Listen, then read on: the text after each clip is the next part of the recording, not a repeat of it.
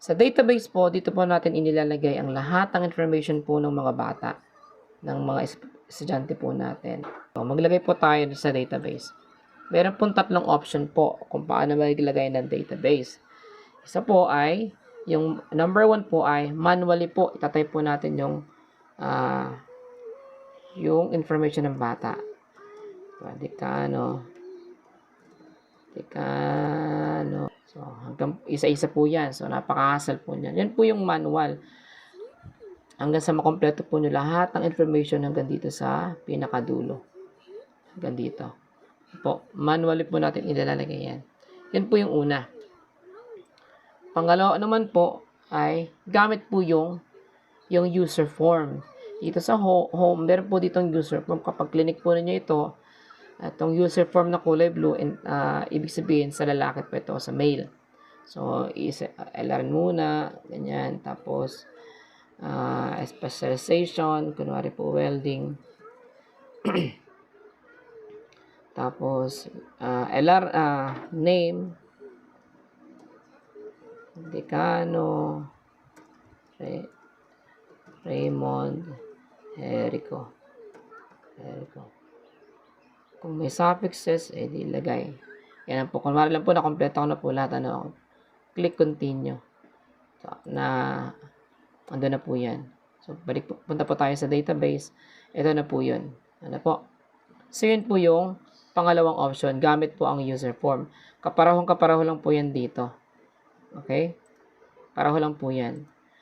Ngayon, sa babae naman, dito po yun. Tatay niyo po yung information ng bata.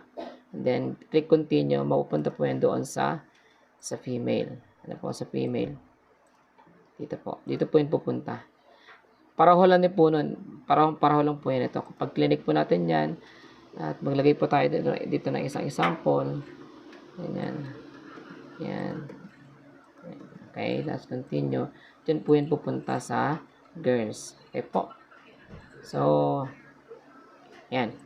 So, yun po yung isang option po pangalawang option. Ito po, gamit po ang user form. So, clear ko muna po ito, no? Clear ko na. Kasi di po yun talaga ang aking ginagamit. Ang ginagamit ko po yung pangatlong option. Yung gamit yung SF1. Dito po, meron na po akong downloaded na SF1. Ito po, ayan. SF1. Kung na-enroll na po natin lahat ng mga bata natin sa LIS, na-finalize po natin iyon, pwede na po natin ma-download yung SF1. So, paano po natin gagamitin yung SF1? So, kunwari po, nakapag-download na po kayo nito, open nyo po yan. Ito po yung ating ikukopyahin sa loob. Ayan, balik po tayo sa loob Kopyahin po natin ito, papunta ng loob. Ayan, copy paste value. Okay, sa girls naman tayo. Girls.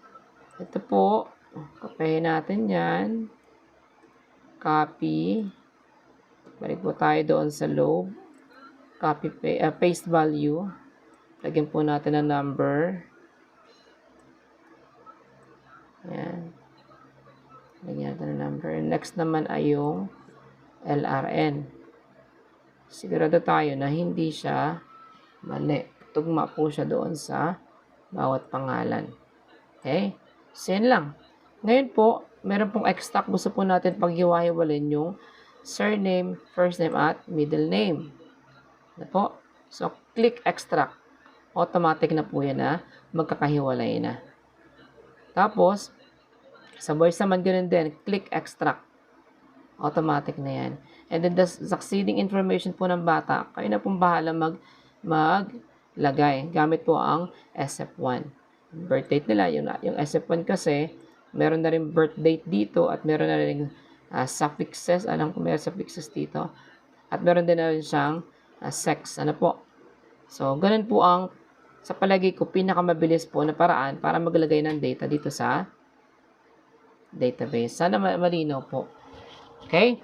Ngayon po, after po natin magawa yan, magawa po itong mag-copy o maglagay po ng information ng bata, click po natin yung sort. Ano po? Kasi kung hindi po natin ilalagay, click tong sort, tingnan po ninyo, wala pa pong laman yan. Ano po? Lahat po ay wala pang laman. Doon sa SFG, wala pa rin laman. Dito sa GS, ito, wala rin po yung mga pangalan. Okay? Balik po tayo sa database. Pipindutin po natin yung sort. Okay? Yan. Okay na po. So, check po natin yung mga forms. Ayan na po. Ayan na po yung mga bata. Okay? So, sana po malinaw po ang database. May tanong po, ito yung tanong daw po, paano po kung maglalagay po ng panibagong, kung mag-insert ng bagong estudyante o may nag-transfer in. Ito po, add. Kunwari po mag-add po ako ng bata, kunwari po ay welding. Kunwari lang po ha. May junior siya. Kunwari lang po. Just continue. Okay. Dun po siya pupunta sa pinakababa. No? Hindi pa po siya nakasort. Ngayon kapag nag-add po kayo, kailangan po ninyong isort kasi hindi po siya lalabas doon sa mga forms. No? So, click sort. Okay. So, napansin nyo yung isa and dito na po siya. Diba? So, sana malinaw po. May tanong po ulit. Paano yung mga data ng bata? Hindi po yun maapektuhan. Okay po? So, ngayon, pwede po bang mag-delete? Yes po. Ang pag-delete po, hindi po pwedeng mula dito sa sa umpisa, dyan sa column A, papunta sa dulo. Pwede po, pero hanggang dito lang kasi meron pong succeeding meron pa po yung mga naka-hide lang po na row. Madadamay po yun. So, pwede hanggang dito na lang. O, magsimula po kayo dito sa dulo, papunta doon sa pinaka-umpisa. Delete po kayo. Delete. O, clear content. Clear content. Ayan. Delete. Okay po. Sana po naintindihan po ninyo ang tutorial dito po sa database. Po. Maraming salamat po sa inyo lahat.